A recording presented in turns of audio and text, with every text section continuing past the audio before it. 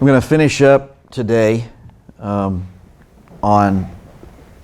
the series of messages that I've been doing in regards to Yeshua and his Talmudim in light of Judaism and in Jewish thought. And today we're going to be dealing with Yeshua in the Talmud. Excuse me. And today is January 18th, 2020 on the American calendar. On the Hebrew calendar, Esrim Be'echad Be'tevet Chamashim V'Sheva Shmonim, the 21st day of Tevet, 5780. Now I need to give a little background before we start. Before I start sharing, we're going to start with modern times, and then I'm going to work backwards as far as the name of Yeshua, okay, as used by the people of Israel. Now these are the non-messianic people of Israel that I'm speaking about. If you go to Israel today and you start trying to speak with the people of Israel about Yeshua, they're going to have no idea who you're talking about. Oh, really? Yeah. Yeshua could be obviously a name that somebody in Israel would have, even today. But as soon as you say, if you were to say Yeshua and try to talk to them about Yeshua, they would go, who are you talking about? Okay? But if you say Yeshu, they immediately know who you're talking about. Okay? This is because this particular name for Yeshua is what has been propagated by Rabbinic Judaism amongst all the Jews. Okay? Now, the reason I said I was going to work backwards is because right now the understanding. Now, if you were to ask those same people, so you start talking to them about Yeshua, they don't know what you're talking about. You say Yeshu, and they immediately know who you're referring to. If you were to ask those same people, and I'm just talking about like talking to people on the street, okay? Do you know what Yeshu means? Okay? As it was developed by the rabbis. They will tell you they have no idea. Okay? They just know that Yeshu refers to the one that we call Yeshua. Okay? Now the religious, on the other hand, specifically the Orthodox, if you were to ask them, you might actually find members of the Orthodox community that would know the acronymistic, I don't even know if that's a word, meaning of Yeshu. Okay? What the sages did is they basically did a word play, okay, on the name. Yeshu is, in using Hebrew characters, is spelled Yod Shin Vav. Okay? In Hebrew, the Vav character can either have the V sound or the O or U sound, depending on how it's used in a particular word. Okay? So, I've told you over the years many times that when you see "the" in front of a word, that means and, okay? So, one of the things that's not as commonly used in Hebrew, but is still used as and, is u, okay? So, you can see if you look at a word that's been transliterated from Hebrew into English, it could be U apostrophe and the word, or V apostrophe and the word, depending on usage, okay?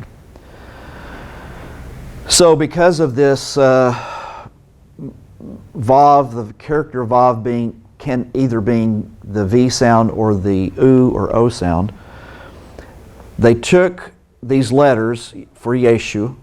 Okay, so Yod, Shin, Vav, and they said that it meant Yimach, Shemo, Vezikro, which being translated is, may his name and memory be blotted out.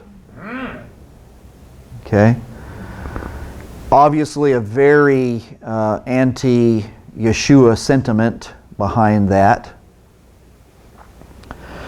But what we need to understand is that was not its origin. In other words, that was something that the sages later created as a slur against Yeshua. Yeshu actually is the Aramaic vocalization of the name. See, so in Hebrew it's Yeshua, but in Aramaic it's Yeshu. Okay, so it's the same character. And obviously, those people who spoke Aramaic, they weren't using it as a slur. That was a valid name. Okay, so with that understanding, I want to share with you now about Yeshua or Yeshu in the Talmud. Now, it's problematic when we start looking at Yeshu or Yeshua in the Talmud, because the Talmud actually has multiple stories about multiple people named Yeshu. Okay? Which would make sense if it was a common name in Israel, then you could have multiple people with that name. Okay? So,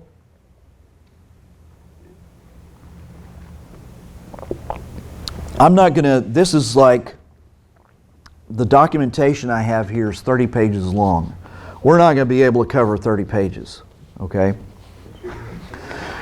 But just suffice it to say that there has been and there still is great debate about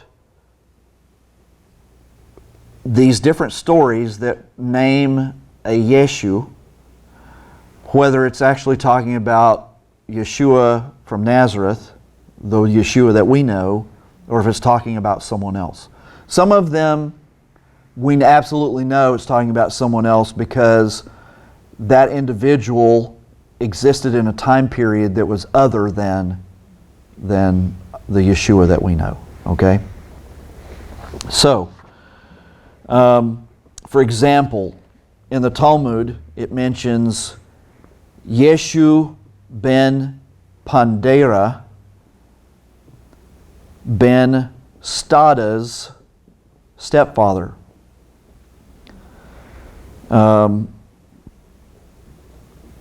Speaking with Rabbi Akiva is one of the things, and of course, Rabbi Akiva came later after Yeshua. After Yeshua is already dead, Rabbi Akiva rose to a position of prominence and power. So we know that particular one is not speaking about our Yeshua. Okay? Because he Rabbi Akiva was executed at the culmination of the Bar Kokhba revolt in 135 CE, and Yeshua was long gone by then. Okay. Then there's another story about a Yeshu, the Pharisee student. He's described as being a student of the 2nd century BCE, Nasi, or prophet, Yehoshua ben Perachiah, as well as being among the exiled Pharisees returning to Israel following their persecution by John Hyrcanus. Okay, so again, that's not speaking of the Yeshua that we know. An event which occurred in 74 BC, the thing with John Hyrcanus occurred in 74 BC. Additionally, Yeshu the sorcerer was executed by the royal government, which lost legal authority in 63 BC. So these events would place the lifetime of each of these men named Yeshu decades before or after the birth of Yeshua. Okay? But there's still, even with those, there's still other numerous passages pertaining to an individual named Yeshu that either do not provide a specific time period or else specify a time where it's reasonable to assume the mentioning of Yeshua would even be possible. So one of the things, there is a Targum called Targum Onkelos. Okay? Onkelos was a nobleman, and in a passage in the Talmud called Gittin 57a, they mention Onkelos conjuring the tormented spirit of Yeshu. Onkelos lived more than a century after Yeshua. So that story could possibly be referring to the Yeshua that we know. So anyway, there's all of these different stories, different time periods, obviously different men named Yeshu. So there's some debate as to whether Yeshua actually is mentioned in the Talmud or not. Okay, it could be that any of the Yeshus that are mentioned in the Talmud could be other people. Okay. Now, here's what we need to know. The reason why it's so controversial is the first Christian censorship of the Talmud happened in the year 521. Okay. However, far better documented censorship began during the disputations of the Middle Ages. So Catholic authorities accused the Talmud of containing blasphemous references to Jesus and his mother, Mary. Jewish apologists during the disputations said there were no references to Jesus in the Talmud. Of course, they're saying that, trying to get out of what's coming their way, you know. They asserted that Joshua was a common Jewish name along with its derivations, and that the citations referred to individuals other than Jesus. The disputations led to many of the references being removed from subsequent editions of the Talmud. Okay? So the Jewish people were trying to save themselves. And if you've read this history of the disputations, not a good time in history, especially for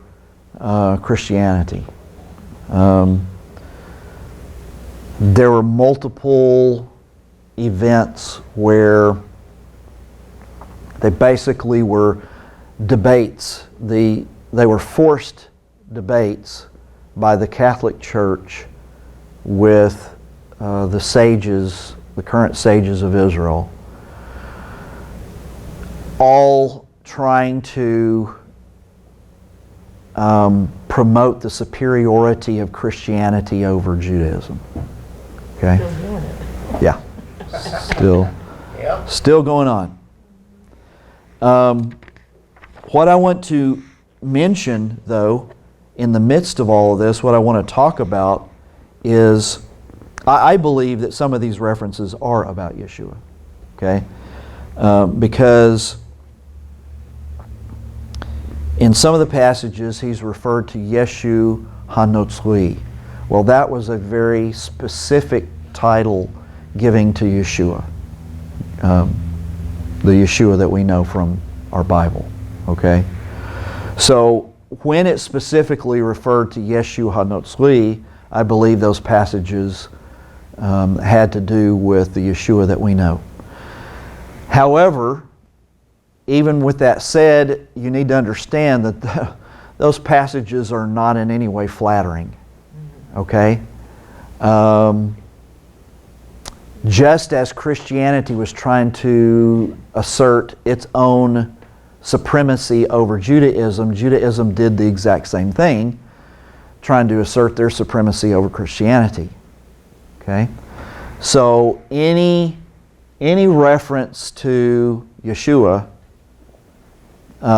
is going to be negative in the way that they present. Okay? Now, here's what I want you guys to understand, though. In more than one of these occasions, they refer to Yeshua as a heretic. Okay? Now, obviously, we don't like that. We don't like the fact that they refer to him as a heretic. Okay? But there is a positive in this. And that is this. And this is, you're just working off logic here right now. Would you say about an atheist that they are a heretic? No. You wouldn't call an atheist a heretic. Why would you not call an atheist a heretic? Because they're not part of your faith. Okay? The Muslims don't call Christians and Jews heretics. They call them infidels. Okay? They call their own heretics when their own stray from their faith. Okay? So the term heretic has an implication that if you call someone a heretic, there's an implication there that you are part of their faith. So for the writers of the Talmud to refer to Yeshua as a heretic, they are making the statement that this person is part of our faith but has deviated from what we believe are the central tenets of our faith. Okay? So it's actually a good thing. Identification-wise, they're saying Yeshua is one of us. And that's been the point of this series that I've been doing, is for us to understand that although the non-Messianic Jews were very critical and nasty in their comments about Yeshua and the Talmudim, they nevertheless did not see them as some foreign religion or foreign entity outside of Judaism. They just saw it as a perverted form of Judaism. They included what eventually became called Christianity. In its beginning, it started off as the Way. The Way was seen as a sect of Judaism, and all the followers were Jewish initially. Okay? So it's important contextually for us to understand this, so that as we read, as we study, as we deal with people who are in the church, and so on, we will have the firm understanding that at no point in time was Yeshua and his Talmudim ever considered anything other than Jewish and part of Judaism by Judaism. Okay? It's only been a Christian invention that has pulled Yeshua and the disciples out of Judaism and made them something else. Okay? Now, let me give you a little bit of the history here. And there's a whole lot of, there's going to be a lot of Latin and German names that I am not going to be able to pronounce. But I may butcher them. I'll try in some occasions, okay? So let's talk about these debates on Judaism, because the debates affected what we now have as the Talmud. So if you read the Talmud today, it is not the same as the Talmud was originally because of these debates. Okay? They changed the Talmud to save their own backside. Okay? Because they wanted to distance themselves from Yeshua. Okay? They wanted to see him. They wanted the Christians, the Catholics, to believe that they saw Yeshua as a heretic and outside the camp. Okay? So that they would not incur persecution. Okay? During the Middle Ages, a series of debates on Judaism were staged by the Christian church, including the Disputation of Paris, the Disputation of Barcelona, and the Disputation of Tortosa. And during those disputations, Jewish converts to Christianity, such as Pablo Cristiani and Nicholas Donin, claimed the Talmud contained insulting references to Jesus, which they did. Okay? But it's debated because they're saying, well, it may not be him. Okay? So, anyway. An early work describing Jesus in the Talmud was Pugio Fidei, which means dagger of faith, circa 1280, by Catalan Dominican Ramon Martí, a Jewish convert to Christianity. Huh? I hate that word when it's used for Jews. We don't convert to anything. Well, we have that understanding, but at this point in time, I think really what they're saying when they say a Jewish convert to Christianity is a Jewish convert to Catholicism. Oh, yeah. Yeah. It is. And it's not the same. Okay? But they're in this what's written here, they're equating Catholicism with Christianity. Okay? So in 1681, Johann Christoph Wagenseil translated and published a collection of anti-Christian polemics from Jewish sources with the title Tela Ignia Satanae Sive Arcani et Horribiles Judaeorum Adversus Christum Deum et Christianum Religionum Libri, which means flaming arrows of Satan, that is, the secret and horrible books of the Jews against Christ, God, and the Christian religion, which discussed Jesus in the Talmud. The first book devoted solely to the topic of Jesus in the Talmud was the Latin work Jesus in Talmud, published in 1699 by Rudolf Martin Mielführer, a student of Wagenseil at Altdorf. In 1700, Johann Andreas Eisenmenger published, and I really don't know how to pronounce German,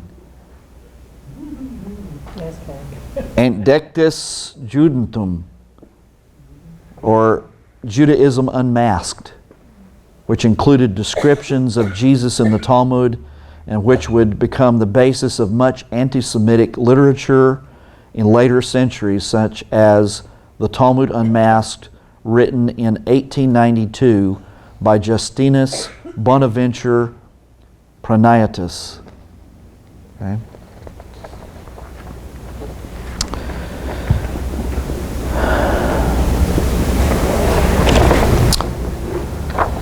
So let's put this in a little bit of context. In the first few centuries CE, there were many sects of Judaism. We know of the three main ones primarily, Pharisaism, Essene, and Sadduceeism. But those were just the three biggest, most influential ones. There were multiple sects of Judaism, like there are today. I don't know if you guys know it or not. We lump we talk about the main categories: ultra-Orthodox, Orthodox, modern Orthodox, conservative, Reform, and Messianic. Okay? But you can take every single one of those, and every one of those are also broken down into multiple sects within each of the major sects of Judaism. Okay? So it's no different than like with the church. Okay? Multiple different denominations, if you want to say that. Yep. And of course, each of them claim to be the correct faith. So some scholars treat Christianity during that era, referred to as early Christianity, as simply one of many sects of Judaism, which it was. When we go all the way back to the beginning, to the Way, it was a sect of Judaism, as claimed by the Jewish people themselves. Okay? Some sects wrote polemics. You guys know what a polemic is? Okay, a polemic is basically an argument. Okay, a written argument against a belief. Usually, when you use the term polemic, it sort of has the connotation it gets kind of nasty. Okay. So some sects wrote polemics advocating their position and occasionally disparaging rival sects. Some scholars view the depictions of Jesus in the Talmud as a manifestation of those intersect rivalries. Okay? That's an important thing, important factor in all of this. Thus, the depictions can be read as polemics by the rabbinic authors of the Talmud, which indirectly criticized the rival sect of the Way, which was growing and becoming more dominant. Okay? So, a lot of what we read in the Talmud in regards to Yeshua is knee-jerk reactions of the other sects of Judaism because the Way is becoming too popular. Okay? Now, if we keep on going back to, so the context of Christian Judaic polemics, that is referring to intersect polemics that are written back and forth between sects prior to these disputations that came much later during the Middle Ages. Okay? But you guys need to understand all of the influences here that are going on, because as we talk about Yeshua in the Talmud, you've got all of these different things happening, okay, that affect that. Now, I don't have time to go into all of the different viewpoints, okay? But obviously, the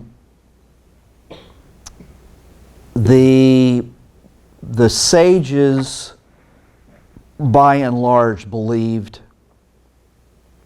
that the whole idea of Yeshua as the Messiah and the Son of God, who, Yeshua allowed people to worship him.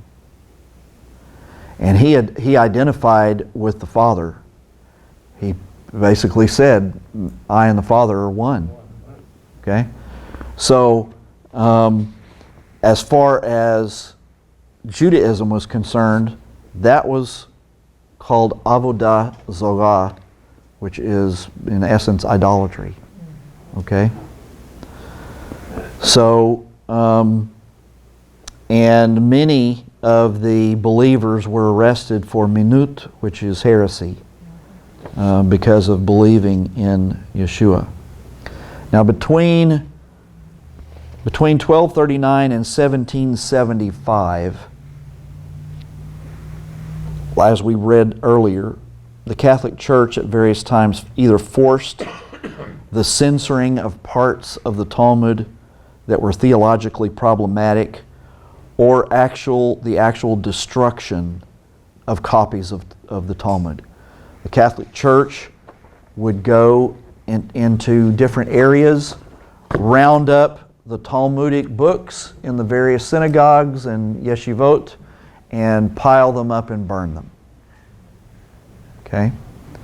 Because they contradicted what they believed.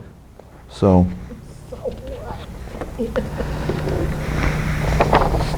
now one of the writers that has written a book on the issue of Yeshua in the Talmud is named Peter Schaeffer. And Peter Schaeffer states that there can be no doubt that the narrative of the execution of Jesus in the Talmud refers to Jesus of Nazareth, but states the rabbinic literature in question are from a later Amoraic period and may have drawn on the Christian Gospels and may have been written as responses to them. And of course, it's not favorable writing, okay? Even though they give the historical account of him dying, they say because he was a criminal, he was blasphemous, and all that kind of stuff. So,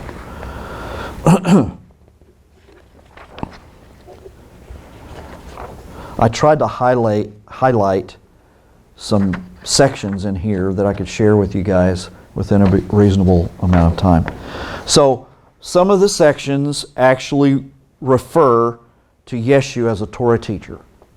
Okay? So again, in keeping with the theme of the messages, a recognition of Yeshua as a Torah teacher is an acceptance of him as being part of the community, part of Judaism. Okay? So, scholars have identified passages that mention Yeshua as the Messiah of Christianity in the context of a Torah teacher. In the Babylonian Talmud, Avodah Zarah 17a, in the Tosefta Hulin, chapter 2, verse 24, in Kohelet Rabbah, chapter 1, verse 8. And again, so there's two references in Babylonian Talmud and Avodah Zarah 17a. So, so the Talmud does refer to him in some locations in the Talmud as a Torah teacher.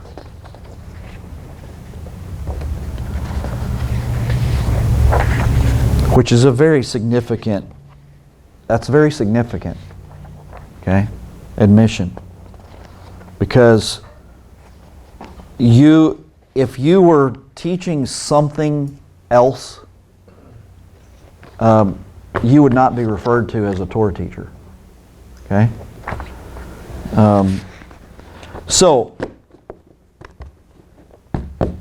And we see also in the Scripture itself that there were numerous occasions where various religious leaders came to Yeshua to try to trap him in a question or something of that nature, address him and ask his opinion about something, and they would call him Rabbi. Okay? Now, they didn't like him. They were trying to get rid of him. They wanted him dead, but they called him Rabbi because they recognized that he was a valid rabbinic teacher within Judaism. Okay? All of this has been intentionally erased from Christian history, okay?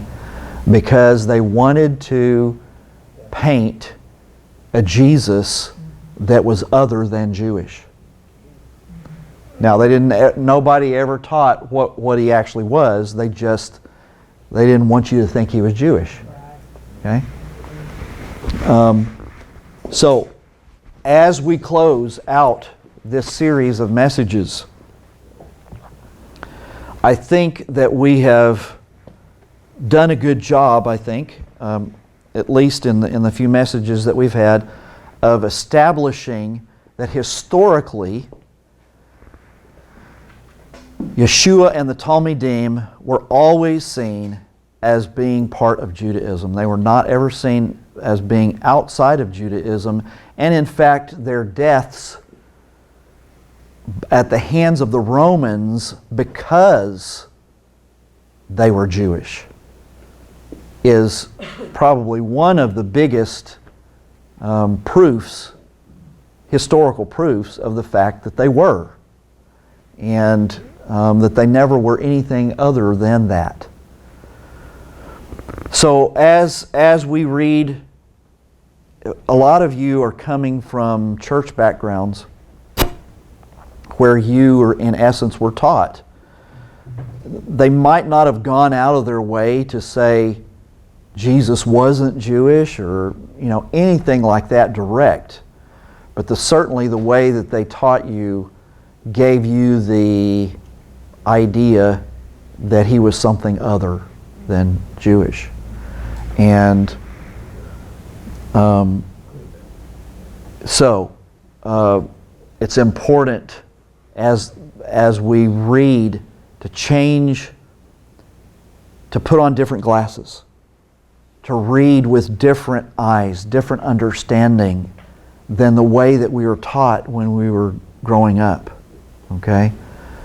We need to always see that whenever Yeshua does anything or says anything, it's always from a Jewish mindset, a Jewish perspective.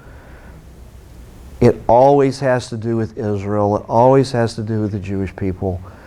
And this is important as we lead into the next 2 weeks. So 3 weeks from now, I'm going to be out at sea. So I'm going to be gone for 2 weekends, February 8th and February 15th. I will not be here. And by the time February 15th rolls around, what are you pointing at? Oh yeah. As far as the 15th is concerned, I may actually be back in the States by then, but I probably won't be here. I'll probably still be in Florida. But anyway, prior to that, I want to do the messages on the Messiah and the anti-Messiah. So the next two Shabbats are going to be on those topics. So as a lead-in to the one about the Messiah, and then that is a lead into the one about the anti-Messiah. It's important for us to understand the context of the Messiah. Okay? In order for us to have a proper understanding of who the Messiah is. I'm not going to say was, I'm going to say is. Because he's still the same. Okay? So, we have to have a correct understanding about who he is in order to have a correct understanding about who the anti-Messiah is. Okay? What's that? I said that's what causes this. And that's the reason why people are deceived. Why through the years there have been untold numbers of different people that were pointed at and said, he's the anti-Messiah. And it's like, if you really understood Jewish culture and the Bible, you would never point at that person and say they're the anti-Messiah. They thought Hitler was. Yeah. World War II. Right. And it was nothing scriptural. Right. Right. So we need to know from a scriptural standpoint who the anti-Messiah is going to be. Now, I'm not talking about specifically who it's going to be, but the parameters within which the anti-Messiah exists. Okay, so that we're not believing teachers that are going outside that set of parameters, and so that when he does show up, we will recognize him. We will know him. Okay? Like I said last Shabbat, it's not the Pope. No. It never could be the Pope. Okay? Now, could the Pope end up being the false prophet? Absolutely. Absolutely. But he is not the anti-Messiah or Antichrist. Okay? So, anyway, with that, let's just wrap up with a prayer.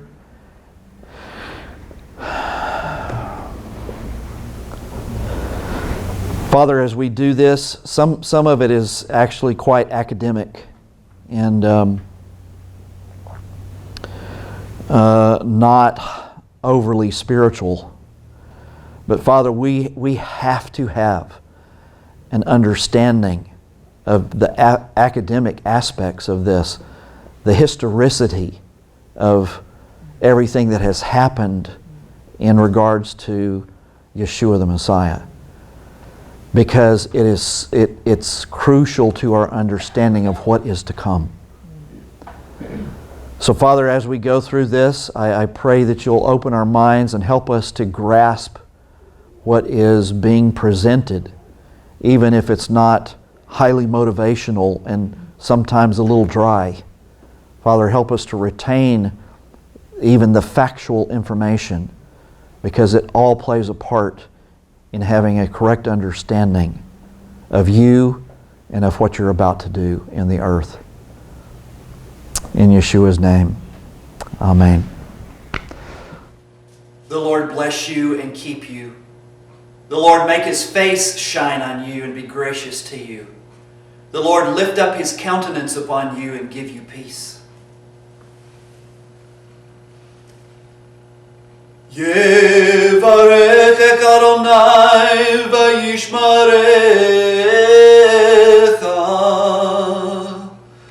Yair Adonai panav alecha v'chunecha.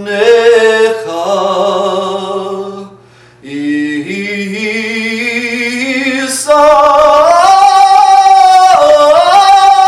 Adonai panav alecha v'yasem lecha shalom.